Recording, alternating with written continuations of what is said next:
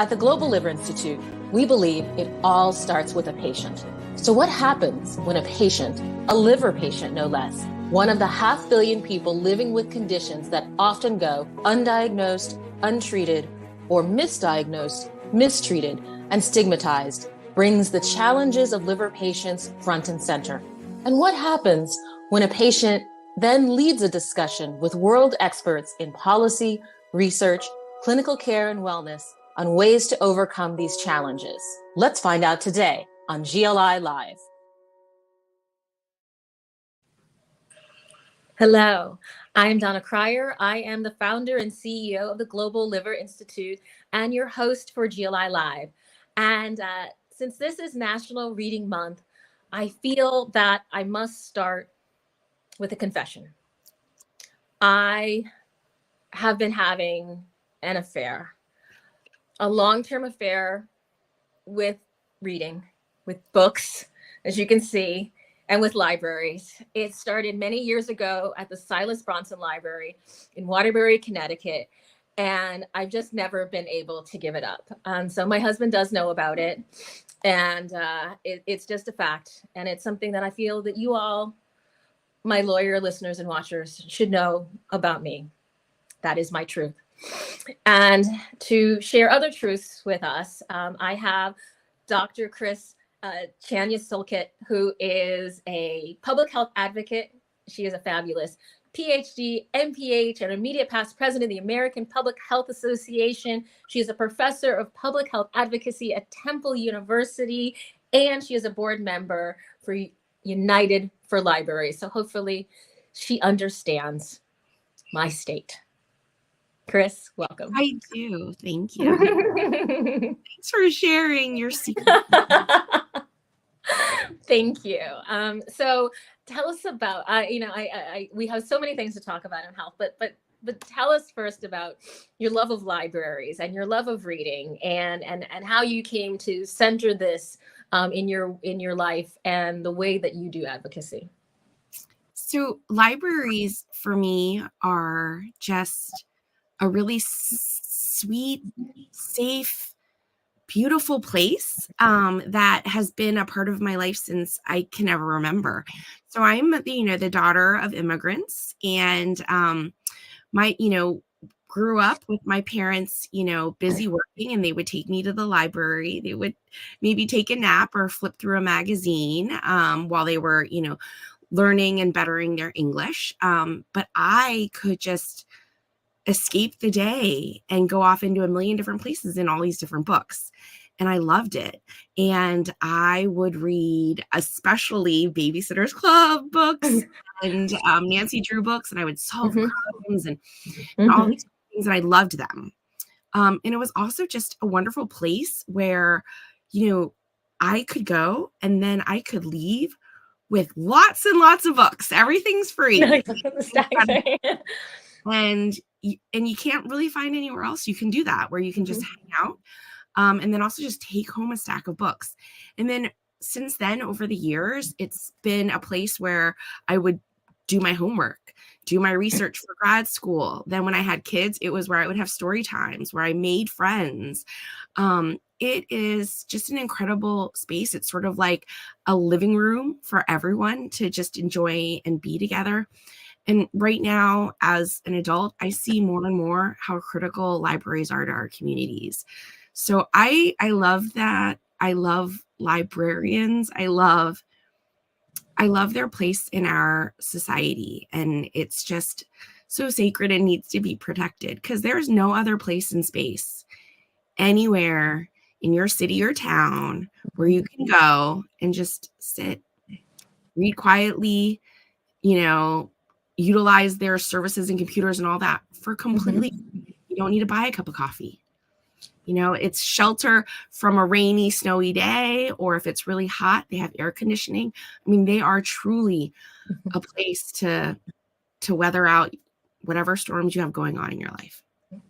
I love the fact that here in Washington, D.C., which has been my home now for several decades, they've made an investment in renovating many of the city's libraries. And one of the key criteria when my mother moved down is to be close to a library. And so she's basically catty corner from a newly renovated library with all the bells and whistles. And that's just always been a huge part of our lives. And I hope, and we work to make sure that it always will be. That's awesome. Libraries are great. Libraries are great. And so one of the things that you can learn about in libraries is about public health. And we've launched a Liver Health is Public Health campaign to be able to leverage all of the tools of public health, whether that is, clean water and good food and all the different mechanisms around surveillance, et cetera, to work for liver health. And you can learn about them in libraries, and you teach people about public health advocacy. What is public health advocacy? Basically, I think of advocacy as honestly speaking up. Some folks, don't realize the power of speaking up, and how important it is for, in particular, our policymakers and our local elected officials to hear from their constituents, from the folks who live in their cities and towns and their states. And I don't think people understand the power that they hold when they vote and advocate and speak. And that's honestly what it is. I think it's just building that courage and honing your voice and speaking so that folks know what's needed at your local level, whether it's support for more resources for liver research, or if it's for more funding for libraries, or honestly, to ensure that we continue to have clean water and, safe drinking water and safe spaces, like all of those things. That's really what advocacy is. It's speaking up and making sure that, you don't stand idly by while we see so much misfortune continue to happen in our society, right? It's a shame. It's like our amazing congressman said, it's making good trouble. Yes, I use that John Lewis quote many, many times. One of the things I think that people who hear about public health advocacy right now, they think about a lot of angry people on one side or the other. Either public health officials are mean people who make you stay at home, or public health advocates are angry people who don't want to take vaccines. And public health is so much more than that, and public health advocacy is so much more than that. It's about helping people have good conversations, calm, productive conversations, and listen to each other and work it out. So how can you help us? And certainly as immediate past president of the American Public Health Association, you've thought a lot about this, but how can you help us have better conversations around public health with each other so that we're listening to and hearing each other from no matter what type of diverse views we have? So, yeah, and I hate the idea that people might think that, public health folks aren't kind folks. If anything, I know firsthand from working in the field of public health, and with lots of folks in local public health departments, it's an incredible space and place. The people are there because they care about the lives of everyone in their community, no matter how young or young at heart they are. And they want to make sure that everyone truly has the ability to live, work, play, pray, and thrive in their communities. Like literally, public health is just making sure you have clean air, that you're not breathing in exhaust fumes and getting asthma. It's making sure that, again, your water that you brush your teeth with in the morning, that is safe and clean, and you'll actually, be okay. It's fluoridation, so you don't have cavities. And it's so many things that I think people need to just take a step back and realize public health is just looking to have safer and healthier communities. It's just looking to make sure that people can live and thrive in Mm-hmm. a safe, welcoming, and inclusive environment, right? That's what it is. That's what we're working to do in public health when it Mm-hmm. comes down to it. And I was, especially during my term as president of APHA, telling people that 3 things that I think can get us back to being healthier but Mm-hmm. happier about it and Mm-hmm. to better public health is to play, read, and vote for health. And I say Mm-hmm. play really quickly because I think as a society, we are very driven. We work very hard. There's always people who are like, oh, I didn't sleep. I'll sleep when I'm dead. And that's horrifying to hear. I don't ever want to hear people say that anymore. Um, Mm-hmm. I want people to take a moment for themselves. And the play, you could be playing with your puppy, going for Mm-hmm. a walk, meditating, knitting, pickleball, whatever it is. Just take a moment for yourself. But in particular, if you can, play with someone else, because during Mm-hmm. we were socially isolated. We need to make that connection. So make that connection with your neighbor and your friends. And it could be virtually as well. My kids are all about video gaming as well, sometimes with their friends from afar. And then the second is to read. And I'll talk your ear off about reading, especially this month. Mm-hmm. But with reading, especially, research has shown people who read fiction are Mm-hmm. more empathetic. Right. Read outside your comfort zone. Read about things that Mm-hmm. you don't know, so you can really learn about the other side of Right. issues. And I think that will really help. And then the third thing, I think, is to get people to vote, because I think part of our issue is people are angry, but don't just be angry, spout it off on social media. Let's channel that and harness it in a strategic manner. Use that for advocacy. Go speak and share your concerns with your legislator. Better yet, make sure you vote. Today, as we are talking, many people are out voting, whether it's absentee, writing in, or in person in places across the nation. So people do need to vote. And I think when you do that, you feel a sense of purpose. You Right. feel like you are making a difference, because you are. And those Mm-hmm. things will bring us, I think, together, or at the very least, happier and more satisfied, knowing that we are doing our part. Mm-hmm. Really advocate for better health, whether it's for our own selves, our family, our friends, our neighborhood. I think those are wonderful, practical um, actions that people can take that don't rely on somebody else doing something.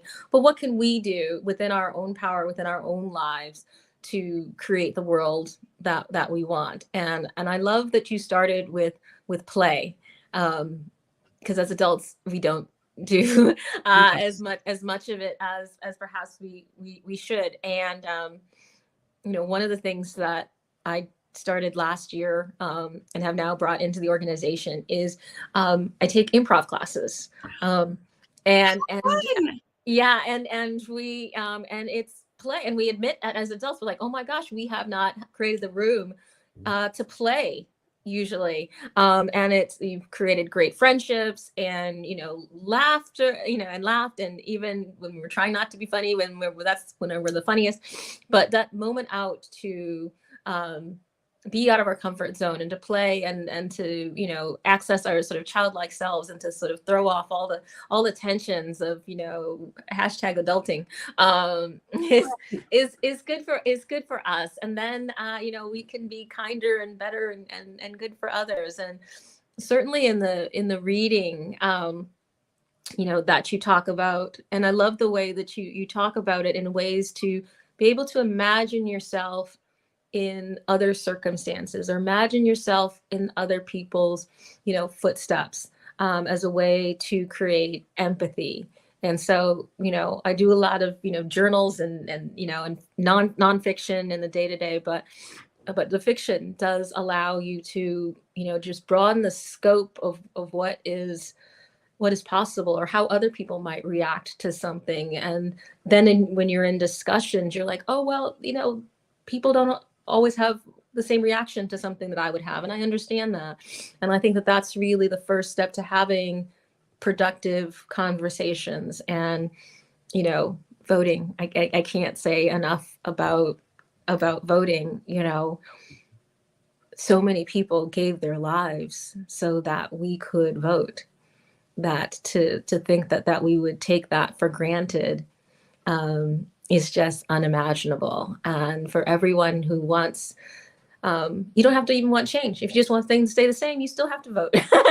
You have to vote to, however, to express what you'd actually like to happen. And votes have been, particularly at the local level, things have been, changed, and people have been voted in or out of office based on one vote, 10 votes. Everybody's vote matters. And so I think you've given us a really great, 3-part action plan for, or run for office too. That's my other right? Run for office. If you know what you need and you want done, go out and do it, right? Yes. Or challenge the current incumbent, make them work for it, right? I love it. See your side. We don't I don't think people realize that they do know what they want and need in their community, but a lot of times they're just griping either on social media or with their friends or just within their own house. But no, let's make that productive. Speak out, go to town halls, vote, and maybe run for office. Right. And I think being informed voters and informed policymakers who take the time to check the sources of the information that they're using is so important these days, where we have a deluge of information, but problems with finding credible information and sources that we believe. And so as people who share information, we have a special duty to make sure that we're sharing credible information. And certainly as we're making policy or becoming policymakers, we have to be triple sure that what we're doing is sourced from based on the best evolving science or math or whatever have you. I've watched some recent legislation, I won't name the level, where the math wasn't mathing, and so that was important to those are important skills to have as well. And so I think that my impression is that our not just our public health infrastructure, but our overall democratic infrastructure works best when you have people from various disciplines who understand engineering, who understand biology, who understand law, who understand, I love the actual rocket scientists who are going who can explain, policy, the people from our military who can help make informed military policy. Everybody and every type of expertise is needed to make sure that we are as informed as possible when we make policies. And public health policy is so complex. Often people say, well, I don't have a PhD or an MPH, or I'm not a research scientist, so I can't possibly understand or make a difference in public health. But that's why it's public health, because we need everybody with every expertise to it's sort of like what we were talking a while ago. You and I talked, and we said out loudly, in Atlanta, liver health is public health, right? Yeah. And really everything is public health. And that's why I don't think it doesn't click for people, but you don't have to have a PhD. You don't have to have a master's in public health. It's all public health, whether you live in a town that has affordable housing, that has safe housing, whether you have reliable public transportation to get to work and school and all, whether you have access to healthy, fresh foods that you can purchase, whether or not you earn a living wage at work or have access to health insurance. All that is public health, but all of that is determined by your local, state, national elected officials. All of that is determined by that. Whether or not we will have public housing, whether or not funding will go to fix the subway, right? All of this is happening, how we will deal with the crushing student, college student debt. I have 3 kids. One is going into high school. I'm getting very nervous about college. How do you pay for that? Right? Think all of that, a lot of that discussion and negotiation and the rates and paying, all of that happens in Congress, and whether my trash gets picked up, whether my library's funded, all of that happens at my local town hall. And so people need to realize that, and they need to not take it for granted. They need to not only get themselves out to vote, but help their neighbors vote. And the reason why I care so much is, like you said, people are losing these elections by a handful of votes, many times less. And a lot of times it's happening at the local level. And before you know it, that person who's your elected school board member next becomes your elected state representative. And before you know it, they're in Congress. People need to realize it's a pipeline, and we need to vote in all elections, whether it's your local election, whether it's your presidential election. People need to do this, and to stop being jaded and take it for granted. I mean, there are places in other parts of this world where going to vote is physically dangerous for your health, right? So here we get a sticker, or maybe a or a bottle of water, or anything. I mean, it's amazing to think about how, like, last time I went to vote, like, there was a bake sale and I got stickers and I saw neighbors. Everyone's happy. And if you're a first-time voter, maybe they might have clapped for you. I love here's a muffin. Voter, they clap for you. And, everything, right? People need to do this. Take your children along with you. Make it part of our norms in our society, because it's not anymore. I think that's absolutely true. And I always remember going to vote with my parents and learning that way about how it was important. And we also need people to be, my grandmother was a registrar of voters. And so we need that whole infrastructure to coming together. The Surgeon General talks about this great epidemic of loneliness, of disconnectedness in social engagement, when we need each other, so much, and we're not, going to church and singing in the choir, or going to, bowling, or bowling alone now, right? Yeah, exactly. Or reading groups, either in person or Zoom.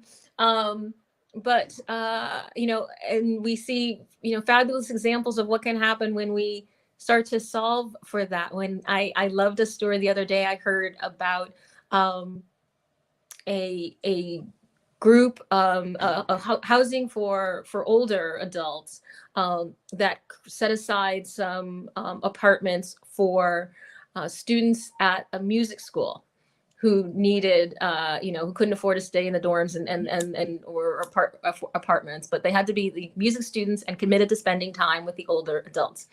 And the friendships and the life exchanges between the older adults and the students, and the creating of the music and the environment. I thought, well, how brilliant of that to bring those two groups together to enrich each other's lives and solve housing problems on both sides, and loneliness problems, and advice problems in general, disconnectedness, and let alone, caregiving things. It was just really brilliant and heartwarming to hear.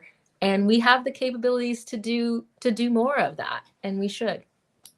And we need to do it because, like you were saying at the early part of this show, is there's a lot of divisiveness. It's sort of this us versus them mentality. And that's really not the case. Step outside of yourself, step outside of your home, bring that plate of cookies to your neighbor, have a block party. I've gotten 2 puppies recently in this pandemic, and I have met a whole new world of folks. I don't know anybody's name. I just know everybody's dog's name. I do. The puppy parents. Completely. My husband knows every dog's name, but it's just amazing in the town. But it's been such an amazing way to connect with people that I didn't before, even though I did walk around my town, but now I'm meeting a whole new set of people. And we need to do that. We are in a society where we are often on Zoom, on social media, on our phones, and we're not looking up We're not talking to people. If we're on public transportation, we have our AirPods in, and all of that is just pulling us further away. And we're not understanding how connected we are and how their health is my health and my health is their health. And that's where we are in public health. We're looking to make our health better for everyone.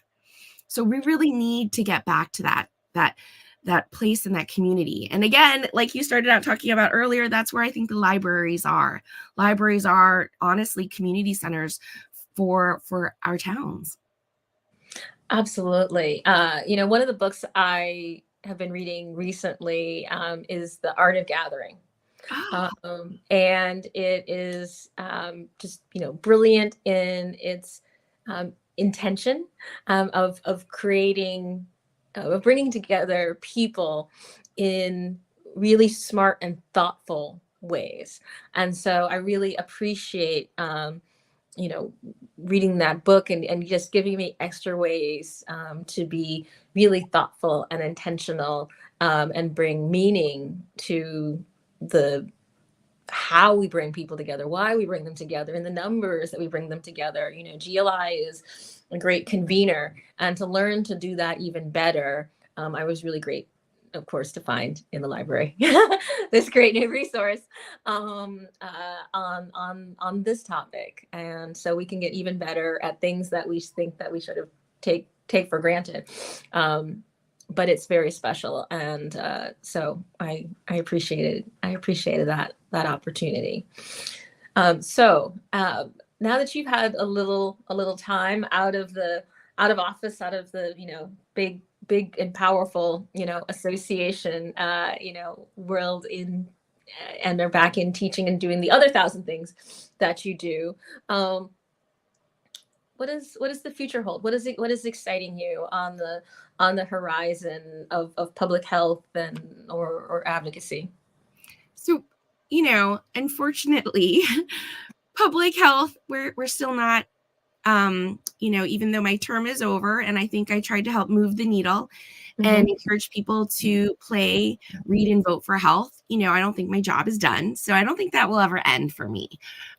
Wherever I go, I am trying to make the world a more playful space to increase folks and their access to reading and get people to get out there and vote.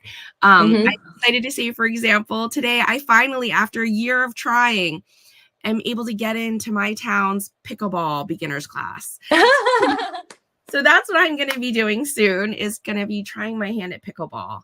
But in all seriousness, the advocacy doesn't end. I'm still a member of the executive board of APHA, advocating through the Massachusetts Public Health Association as well, because, climate change is still, it is a huge crisis, right?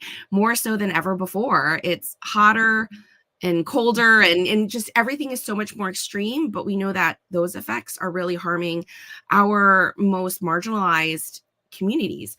The attacks on reproductive rights, I can't even, that's a whole nother show. I think that's a whole nother show. That's a whole nother show. And then, attack on, just folks and their ability to access the healthcare they need that's right for them. That is still not over. So that doesn't end. I'm going to continue that advocacy. But then I also am able to dive a little bit more into my advocacy for reading through my work at United for Libraries. And here, unfortunately, book banning is still a horrifying issue across the nation, where people, it's a small but vocal group, are getting books banned in school libraries, in town and city libraries, in trying to get them in bookstores. But luckily we have incredible book publishers who are working against it, libraries and advocates and librarians and trustees like myself, who are saying, no, people should be allowed to read what they want to read. We believe that free people read freely, right? And no, you can't. And if you look at all the research at what is trying to be banned, they are by and large trying to ban books that are by or for people of color and LGBTQIA authors and folks. that's totally unacceptable for another show for another hour I could talk to you about. But that I'd be willing to keep going on this out. But I love the thought of free people read freely. And of the message of books being available in your libraries. If they're not available in your school or in your town, that there are ways to find books, and books allow you to think and create and to escape and to be who you want to be and to think how you want to think. And as a free people, everyone here is entitled to that freedom. And that is what we should be playing and reading and voting about, to make sure that we stay a free people who can read freely. And we're not looking to censor folks. I'm not telling you what you have to read. I'm just saying, if you want to read it, it should be there on the shelf, right? That should be an option. And libraries are trying so hard to do that. You know, they're chronically underfunded and understaffed. But all they want to do is help folks in the community have access to resources, whether it's reading for fun or, you know, for career advancement or whatever. But libraries are more than that. I mean, many libraries, you can borrow tools in my local library, for example, because let's say I'm building something and I don't have that amazing saw, I can borrow it. If you don't have access, which many people in our nation do not, due to the digital divide, many libraries, you can borrow iPads, Chromebooks, Wi-Fi hotspots, or use those library, you know, computers there, because the digital divide is very real. And it's not just accessing the internet to access the internet. It's accessing the internet for a lot of people. It's to apply for jobs, apply to schools, to do the homework, right? To make that medical appointment, which is now on Zoom, which you have to do on the internet. Like, libraries do that. Or in some places, libraries have social workers there who will help sign up for food stamp benefit, you know, for food stamps. They will have programs to help people learn English, for example, or to fill out their tax forms. And it's all free. Right. And people need to make sure that it stays that way, because that's the one place in our society where everyone is equal. You can go in, you get a library card, you can use those services for free. And it kills me to think that, you know, as a child of immigrants who could just go in and read all these books and all this wonder and magic in this space, to think, how come now my children are going to grow up in a place that maybe they'll have less access to things? Like, that's not progress, right? How does my daughter have less reproductive rights growing up than I did? That's not progress, right? That's not a healthier society. Reading is freedom. That's why slaves were beaten when they learned to read. So along with voting, thinking about the things that people worked so hard to try to keep us from, those are the things that we need to embrace and run to. Reading, voting, being full citizens, and standing up to making sure that nobody tries to take them from any of us again. So we'll end on this spicy. We'll end on this spicy episode of GLI Live. There is much work to do, but if you are not reading and voting, you are not doing the work that our ancestors have called us to do, that came to this country. No matter how they came to this country for us to be able to do. So I'm just going to ask all of us who are listening and watching to do the work. Thank you. Thank you, Chris, for doing the work. Thank you for having me here. Okay. Please be sure to like this video, subscribe, and share your thoughts and suggestions in the comments below. Join us weekly on Wednesdays at noon Eastern Time for more episodes of GLI Live. Check out our website, globalliver.org, and follow us on social media to learn more about the Global Liver Institute and stay up to date with the latest in liver health. Until next time, stay safe, stay well, and stay connected.